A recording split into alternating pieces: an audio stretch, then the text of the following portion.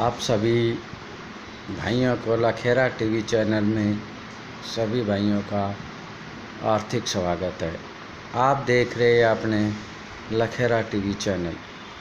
Lakhera TV channel के माध्यम से मैं आज सभी भाइयों को कुछ पीएसीएल के बारे में बताने जा रहा हूं। आप सभी देख रहे होंगे कि पीएसीएल के एजेंट वे अन्य सभी ग्राहक आज की बहुत ज़्यादा परेशान हो रहे हैं। ये परेशानी किसके कारण हुई? ये हमारे नेगेटिव सीनियर के कारण हुई, जो आज तक हमें गुमराह करते हैं। पीएसीएल कंपनी में जो पैसा जमा किया था वो केवल प्रॉपर्टी खरीदने के लिए दिया था, अन्यथा कुछ और खरीदने के लिए नहीं दिया था। अब मैं आपको सभी भाइयों को बताना चाहूँगा कि पीएसीएल कंपनी ने जो 400 ब्रांचों से जो 21 अगस्त और 22 अगस्त 2014 को जो कलेक्शन किया था वो किसी भी बैंक में जमा नहीं हुआ। इस बात की जानकारी केवल 10-0 चैनल वाले के पास है। अब 10-0 चैनल को लेकर के हम चलते हैं। 10-0 चैनल वाले की बात हो सकता है झूठी, तो हम अपने जब सीनियर से पूछते हैं कि आप बताइए कि 21 अगस्त 2014 और 22 अगस्त 2014 का पैसा किस बैंक में है, तो वो बताने में असमर्थ है। इसका मतलब वो पैसा किसी भी बैंक में जमा नहीं हुआ। अगर कोई भाई ये कहना चाहता है कि मेरे पास बैंक में जमा किया है और मैं उसका प्रूफ देना चाहता हूँ, तो वो भाई लिख कर हमें दे सकता है और हम उसकी बात को बिल्कुल सच्चाई मानेंगे कि वास्तविक में ये पैसा बैंक में जमा गया है। दूसरी बात भाइयों, जब कंपनी चल रही थी तो हमसे जो भी सीनियर कहता था वो यही कहता था कि जो भी पैसा ग्राहक से लाओगे वो पैसे से केवल कंपनी अपने नाम प्रॉपर्टी खरीदेगी। तो ये तो बात बिल्कुल सही है कि प्रॉपर्टी कंपनी ने अपने नाम लेनी चाहिए थी, लेकिन अब धीरे धीरे उजागर हुआ है कि ये प्रॉपर्टी अन्य लोगों के नाम है। तो प्यारे भाइयों, मैं आप सभी से पूछना चाहूँगा कि जो आपने धन जमा किया था कंपनी में, क्या वो दूसरे के नाम प्रॉपर्टी खरीदने के लिए किया था या पीएसीएल कंपनी के नाम प्रॉपर्टी खरीदने के लिए दिया था? अगर आप सब भाइयों को इस बात की जानकारी नहीं है तो आज हम इस बात की लड़ाई लड़ने के लिए तैयार हैं। और हाँ, मैं आपको एक बात और बता देता हूँ कि जब हम कंपनी में बॉन्ड जमा करते थे तो किसी भी पेपर पर, कहीं भी कंपनी के पेज के ऊपर ये नहीं लिखा हुआ है कि हम जो पैसा जमा करेंगे वो सीनियर या एम्प्लॉयज़ या किसी अन्य व्यक्ति के नाम प्रॉपर्टी खरीदी जाएगी। तो ये हमारे पास बहुत बड़ा प्रमाण है और हम इस प्रमाण को लेकर के कोर्ट में उपस्थित हो सकते हैं। हम केवल कोर्ट में 2 ही बातों के लिए रखेंगे।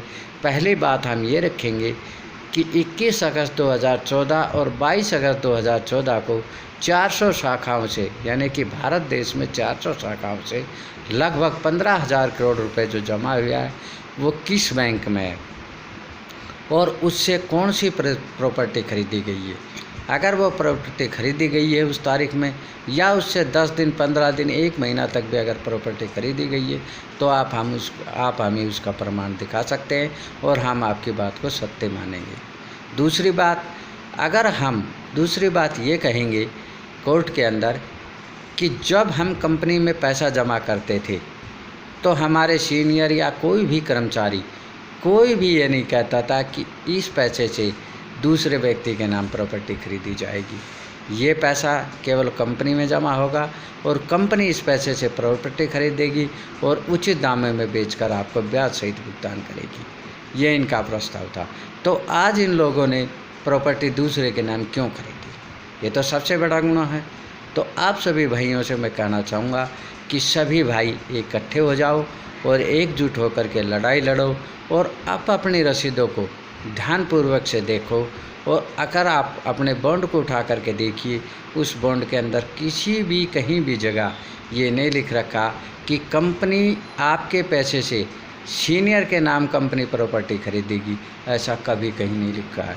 केवल कंपनी का अधिकार है प्रॉपर्टी खरीदने का, यानी कि सीनियर के नाम नहीं है। तो प्यारे भाइयों, आप 21 अगस्त 2014 और 22 अगस्त 2014 की जिस भाई के पास भी रसीदें हैं वो सभी आप अपनी रसीदें आप अपने साथियों से मिल कर के और इकट्ठा करें, जिससे आप कोर्ट में उतरो तो आपकी समस्या का समाधान हो जाए। प्यारे भाइयों, अगर समस्या का समाधान करना है तो आप सभी भाइयों ने एकजुट होना पड़ेगा और एकजुट होकर के लड़ाई लड़ोगे तभी आपका समाधान होगा। अब आप देख रहे हैं लोढ़ा कमेटी जिस व्यक्ति का 10 रुपये जमा है उसको 2 रुपये ही दे रही है, ये मेरा कहना है। अब आप देखिए, किसी व्यक्ति की मान लिया जाए 10 किस्त भरी हुई है, तो 10 किस्त में से उसके पास अगर एक ही रसीद अपलोड की है तो लोढ़ा कमेटी उसको एक ही रसीद मांगेगी, 10 रसीद नहीं मानेगी। तो इस प्रकार से तो आपके साथ अन्याय हुआ है। और दूसरी बात, जो इन्होंने प्लाट अलाउंट किया है वो 1,22,00,000 आदमियों का। अब आपको पहले ये कभी कहा गया था कि आपके नाम प्लॉट अलाउड किया जाएगा, आपको पैसा नहीं मिलेगा?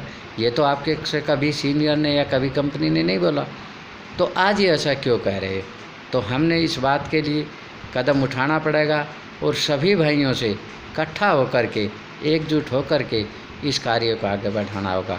प्यारे भाइयों, पैसा तो भूल जाओ, पैसा मांगोगे तो आपको कुछ नहीं मिलेगा।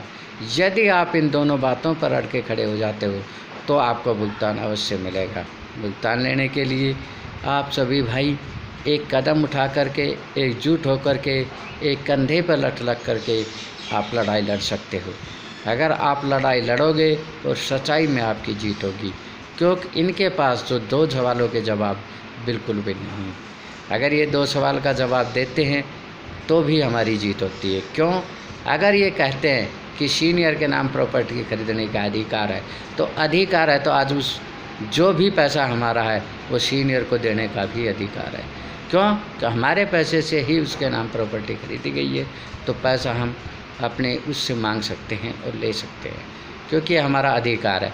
और हमारा अधिकार भी पूछने का हम पूछ सकते हैं।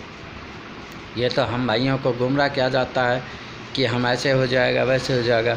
भाइयों, कुछ नहीं होना, कोर्ट भी न्याय देगी। अगर आप एकजुट होकर के लड़ाई लड़ोगे, हर आदमी अपनी ब्रांचों से 10-10, 20-20 आदमी भी इकट्ठा करके चलेंगे तो भी हमारी जीत निश्चित है। जीत करने के लिए हमें कोई इधर उधर भटकना नहीं पड़ेगा।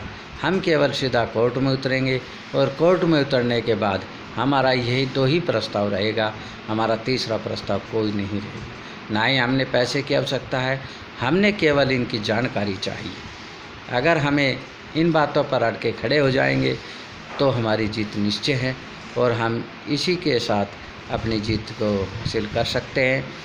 आज मैं PACL की चर्चा इसी समय यहीं समाप्त करता हूँ। जय हिंद, जय भारत।